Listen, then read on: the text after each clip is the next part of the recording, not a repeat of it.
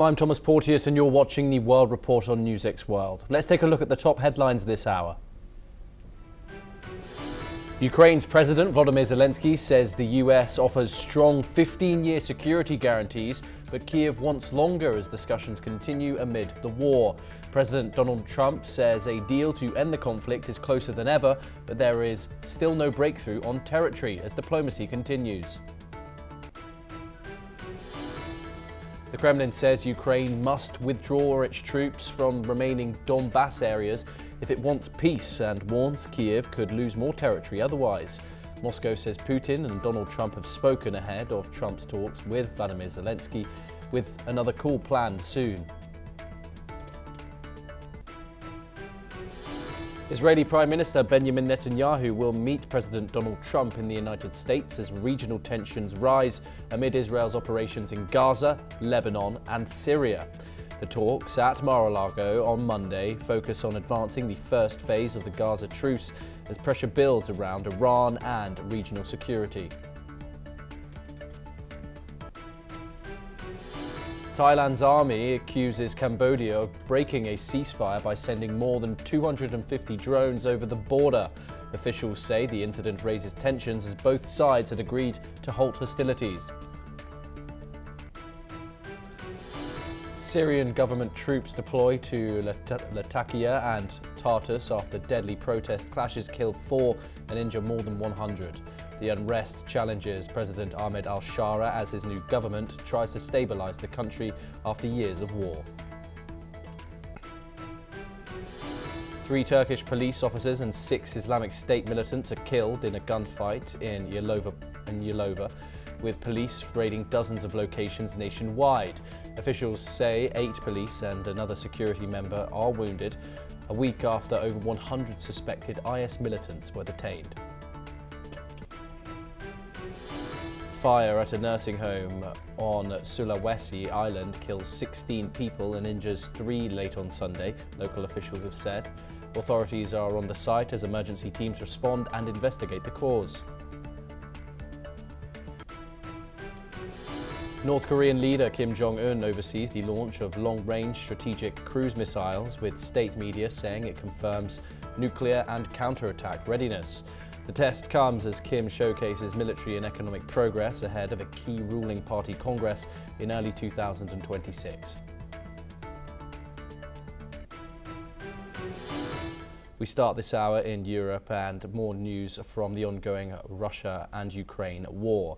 The Kremlin has said it agrees with US President Donald Trump that talks to end the war in Ukraine are in their final stage. Kremlin spokesman Dmitry Peskov warned Moscow's agreement with Trump's assessment following the Trump meeting with Ukrainian President Volodymyr Zelensky. Speaking after talks with Trump, Zelensky stressed that any agreement to end the conflict must be signed by 4 parties: Ukraine, Russia, Europe and the United States.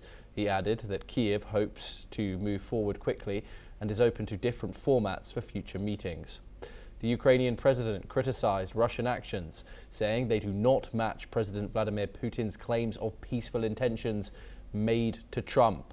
Zelensky also stressed that foreign troops in Ukraine would be a necessary part of any security guarantees for the country. He added that the United States is offering strong security guarantees for 15 years, but Ukraine is pushing for a longer commitment. Zelensky said the conflict has effectively lasted nearly 15 years and guarantees limited to the same time frame are not enough. Ukraine is seeking security assurances for 30, 40 or even 50 years to prevent future Russian aggression, and President Trump has agreed to consider the request. Joining us now is Major General Sudhar Kaji, a geopolitical strategist, joining us live from New Delhi. Thank you very much for joining us. As always, it's a pleasure to speak to you. Thank you, Thomas. Pleasure. Do you believe the Kremlin statement here, with President Trump's claim signalling genuine progress, or is it political messaging? Of course, we've also seen the Kremlin ask Ukraine to completely withdraw their troops from the Donbass region and threaten Kiev that if it doesn't do so, that Russia will take more territory. Putin's peace narrative, is it holding up? Yeah, Thomas, good evening. Thank you for inviting me for your show. Excellent question, but there are sub parts in your question. First part happens to be about the genuineness. I personally feel my take on the whole issue is yes, it is moving in a tangible and in a viable direction, likely to see light at the end of the tunnel. Likely, I'm saying, because there are many such agreements in the past, which, despite all promises, never actually reached anywhere close to the light of the tunnel. So I'm very hopeful because this mindless conflict must come to an end. The second part is before I respond to the question of Russia hammering the portions in the East Donbass and continues with its attack at times towards Odessa, at times towards Kiev or Kharkiv side, the issue remains that vacating the areas which are occupied by Ukraine. Now, this has to be understood. Which is this area? This area basically, yeah, the point which is sticking out is the Donbas area. It is the eastern Ukraine and primarily the Donetsk. When we talk about Donbas, there are two regions, two oblasts. One is Luhansk, the other one is Donetsk. In Donetsk, actually, there are 10% of the area which is presently under occupation by Ukraine.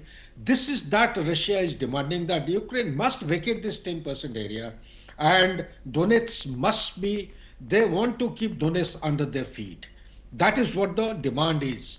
But whether Ukraine will vacate it or not, because I don't know, this 10% area, if Ukraine vacates, then it enables Russia to occupy such dominating and pivotal position, which gives multi-directional cardinal approaches towards further north and northwest, that is towards Kiev and Kharkiv and Sumy and all these areas. Although they're very far off, but what am I saying is that this 10% area has got such laterals and arteries of communication. They intersect each other, be it the railway line or the roads, national highways. They intersect and provide multiple connectivities with areas which are in depth. So therefore, Russia wants to actually occupy this vantage position. Hence, it is demanding that it should be vacated. Now, as per the indications which are coming, Zelensky, for a change, has started indicating that they will vacate.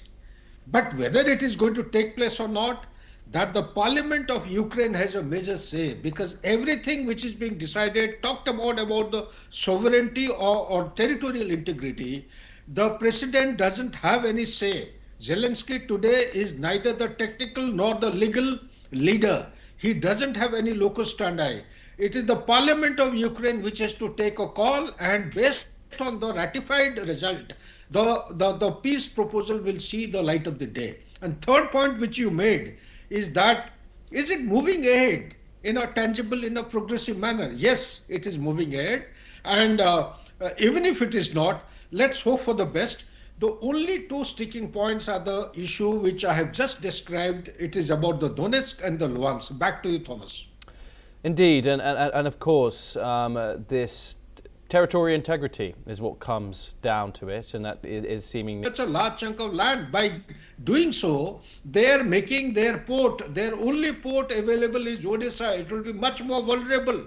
When I talk about Odessa, what it means is that the nearest oblast is Kherson, and the distance is around 55 kilometers, and 55 kilometers can be actually traversed by an offensive military campaign in just about 2 nights, 2 to 3 nights, maybe one night itself. They will be able to go around, cordon off Odessa from the continental side as also from the maritime side, and isolate it in so effective manner that Ukraine can be threatened any point in time. So therefore, what about the peace proposal with regard to the contact points? Are they going to freeze wherever they are at Kherson? This has not been talked about in the recent meeting. Even if it has been talked up, discussed, the issue hasn't come to light. So this is another issue which will, and Russia never is going to accept any kind of compromise with regard to this bridge, the land bridge which is connecting with Crimea, and they would like to keep the shoulders, particularly the western shoulder towards Donbass and Kherson and Zaporizhia. Zaporizhia is another very interesting issue. Zaporizhia, in fact, the nuclear reactor, the largest ones, which provide almost close to 51% of the energy of Ukraine, more than 51%. And if Zaporizhia is under Russia, now this again has to be negotiated. How is the power supply going to be connected or provided to Ukraine if the major source is there under the Russia? It has been there with Russia since 2022. So there are very, very tricky issues, sticky issues. And another issue which may come up is the security guarantee. Just now in your narrative, you spoke about security assurance and security guarantee. You see, people have to understand that there is a distinction between the two. Guarantee talks about the legally binding commitment of the stakeholders. Yes. Assurance way back in 1994, they had been given assurance by UK, by Russia, by USA, China and France on the sideline. They also gave assurance later on. But what happened? Ukraine was yet invaded by one of the members who was party to the understanding. So that was with regard Yes. to surrendering or handing over the nuclear weapons to Russia. So this is another very tricky issue. How is it going to fructify? So only the ballpark points have been agreed to by Donald Trump. The nitty-gritties have to be gone into by the people who are tying up Yes. or formulating the details. Time will tell us as to how it is going to come up. And I am very confident that it is moving in the right direction. Even if it is not, the whole world must get together collectively and try and, give support to this particular move. Let peace come back to this mindless conflict area in the Eastern Europe. Yes, Major General Sadakarji, as always, it is a pleasure to speak to you. Thank you very much for taking the time in joining us. We now move over to the Indo-Pacific for our next story. And China has ramped up pressure on Taiwan after Taiwan's defense ministry detected a Chinese amphibious assault ship formation operating in the Western Pacific. Taipei says Beijing has deployed at least 89 military aircraft, the highest number in over a year, along with 28 warships and Coast Guard vessels in nearby waters. The move comes as China conducts massive live-fire exercises dubbed Justice Mission 2025, involving the Army, Navy and Air Force. The People's Liberation Army claims the drills have created a shield of justice around key ports, simulating a blockade and seizure scenario. Taiwan has placed its armed forces on high alert, scrambling fighter jets and launching rapid response exercises, strongly condemning Beijing's actions as a serious threat to regional peace and stability. Collins Chong-Yu-Keat joins us now. He's a foreign affairs, security and strategy analyst, joining us live from Kuala Lumpur. Thank you very much for joining us. It's a pleasure to talk to you.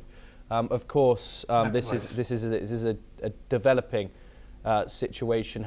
However, not an isolated one. Of course, we've seen instances like this before. This is the largest ever war games that have happened around the self-governing island of Taiwan. But of course, we've seen it previously before. China hasn't ruled out military intervention when it comes to Taiwan, which it of course sees it as its own. Is it not a matter of if anymore? Is it a matter of when it comes to Chinese military intervention on the island, given the frequency and the ramping up of pressure when it comes to military exercises here? Certainly, it's a matter of when. We have seen how Taiwan has always been the ultimate red line for China, and coupled with this newfound development for the past couple of months now, with the new responses by Japan, with the deepening of ties with Taiwan by Washington, and Beijing feels compelled to act, to send a stark warning to regional powers, to Japan especially, of course, to Washington, that Taiwan remains a matter that is close to Beijing's heart, and it remains a strictly internal matter to China. So, of course, we have seen this, for the past couple of years now, the maneuvers by China, and blockading Taiwan. But this deployment of this amphibious assault ship formation, it signals a variety of different, approaches. This operational readiness for large-scale maritime and island siege operations. And this exercise is beyond the Taiwan Strait. and it aims to normalize the PRA blue water presence. And of course, it's a strategic warning and signaling to multiple audiences. Firstly, to Taiwan, it is a direct pressure and warning that the PRA of Beijing does not tolerate any kind of intent for any independent efforts. And of course, also to US and Japan is a reminder, it's a strict reminder that China can also operate beyond the first and second island chains to challenge the naval blockade that might be in place by the US and Japan. And of course, also as as a stark reminder also to the domestic audience that the readiness, the military capacity, modernization have always been at the forefront. So of course, an amphibious assault has always been difficult, multi-layered, complex, but the sheer readiness or capacity to do that signals the ultimate frontline readiness by Beijing, as a stark warning and reminder to both Taiwan and other powers that this is the ultimate red line. There's no crossing the red line by whatever circumstances. Yeah. And of course there will be some miscalculations of risk, and this is some of the risks that Beijing is willing to undertake. Yeah, and do you think China's testing international reaction here? And if so, what response is it looking for from Washington and its allies? Definitely, this is part of the whole equation of testing the waters and responses by of course by Japan and by of course also other neighboring powers, but especially by the Trump administration as to what extent will the Trump administration be willing to take in terms of going beyond the strategic ambiguity concept, and of course also with the recent arms sales to Taiwan, with the recent call of support and the statement of assuring statement by Takaichi that Taiwan will always remain as part of Japan's security equation. And we might see, of course, also counter responses by both Japan and the US, but it would not be at the extent of some kind of escalatory approach. Japan has always stuck to its own principle of always being aligned with the current status quo of respecting the one China principle. And Washington, on its part, also will monitor this closely. But this is being used also as the right pretext by both Japan and Washington that Beijing is again using this tactic, gray zone coercion, pressure campaign, and these dangerous, risky bellicose actions against Taiwan to force this new normalization of escalatory behaviors, which is against the norm, which is against a peaceful approach, and I foresee that the responses by Japan and Washington will be along that line. Of course, also at the same time, to have this kind of subtle approach of continuing to support Taiwan within the limits of the One China principle. Collins, Chong Yu Keat, do stay with us as we move on to Southeast Asia for our next story. And Thailand and Cambodia have agreed to gradually consolidate a ceasefire after weeks of border clashes following trilateral talks with China in southwestern China's Yunnan province. China said it has offered both humanitarian and military support to help ensure the ceasefire agreed on December the 27th holds. Beijing stressed that stabilizing the truce remains the top priority, stating that the truce is hard won. Chinese spokesperson Lin Jian added the following. 柬台边境冲突爆发以来，中方秉持习近平主席提出的全球安全倡议精神，积极调停斡旋，在各方共同努力下，柬泰军方日前达成停火协议，中方对此感到欣慰。今天，中柬泰外长在云南举行三方会晤。王毅外长表示，三方之间的讨论是有益、建设性的，形成了重要共识。一是共同向前看、向前走。停火协议来之不易，不能停滞不前，不能半途而废，更不能重燃战火。这并非人民所愿，也不是中方所盼。二是循序渐进，不停留。停火安排的落实执行，需要保持沟通协商，恢复两国关系，也要逐步推进。但只要双方保持信心、平等对话，就一定能达成目标。三是重建互信最重要，冲突造成信任缺失，但柬泰是永远的邻国，拥有悠久友好。 This marks the second ceasefire between Thailand and Cambodia this year. President Donald Trump has claimed credit for both, while Malaysia earlier played a role in mediation. China also offered to host future dialogue as the progress moved forward. Joining us once again is Collins Chong-Yu-Keat to discuss this further. How fragile is this ceasefire really, and what are the key risks that could cause it to collapse once again? Do you think China has addressed those key foundational issues which led to this conflict re-emerging? Well, Beijing tries to claim credit to be seen as a responsible stabilizer and mediator in this conflict, but it has to be known that this conflict is, centuries, even more centuries old conflict, and of course we do not foresee any kind of immediate settlement. And what we have seen now is just the agreement on the terms of a ceasefire, and of course they do not address the core dispute, which is on the border, and of course also on the temple, and that this has been brought upon by the impact of the pressure campaign of also the mechanism by the Trump administration, not so much from ASEAN itself. Of course, ASEAN under the Malaysian chairmanship, has tried to be the neutral third party, but of course this has exposed the limitations of the ASEAN-led conflict mechanism. Based on consensus, based on non-interference, we have yet to see the efficacy of that. So this also we need the direct pressure campaign, which will have this profound, immediate impact on both sides. And this is something that only Washington can pull off, only Trump can pull off, not China. So what China has been doing now is, of course, also to prevent the escalation in order to protect its own near-strategic interests, trade corridors, supply chain resilience, maintain regional calm, to strengthen also political leverage on both sides, of course, to strengthen also political trust. But on the months and years ahead, we might see also or maybe a third or the fourth violation of a ceasefire, because this is a very delicate situation on the ground, and both sides have accused one the other in terms of who actually tried to violate the ceasefire in the first place. And it's hard to maintain a strictly neutral perspective on this, based on the delicate situation, and of course also the tensions, and of course also the domestic factor on both sides, where both sides try, of course, project strength, and they can't afford to be seen as weak, or to have this watered down or toned down approach.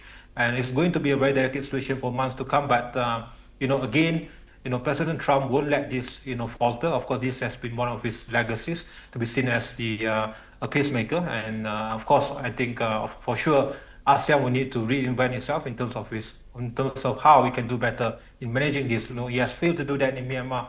He has failed also in this regard. But I don't see a newfound role for China in this dispute. Beijing has tried to capitalize on the gap here, but still, again, the leverage is still being held by Washington mostly, and of course by the Trump administration. Yes, Collins Chong-Yu-Keat, thank you very much as always for joining us. It's always a pleasure to get your insight on these issues. And we move over to Myanmar for further news, and the first phase of its elections have been described as smooth by China's foreign ministry. The vote was monitored by Chinese observers along with teams from Russia and Belarus. These are the first polls to be held since the 2021 military coup, and low turnout was reported. Meanwhile, it has been said that by the military government that stability will be brought to the country by the elections. It's also been said by the locals that the military is not wanted and their support is being given to revolutionary forces. The vote has been criticised by international observers, including the United Nations, as unfair and lacking credibility.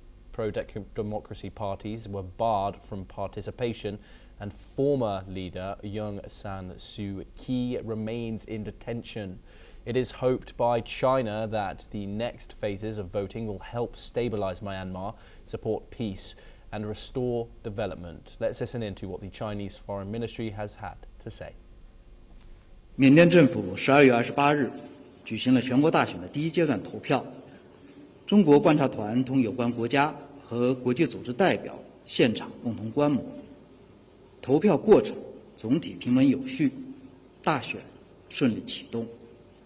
希望接下来的第2、3阶段的投票也能顺利举行，助力缅甸局势回稳降温，政局重回正轨，实现更广泛、更稳定的和平和解，早日恢复国家稳定和发展。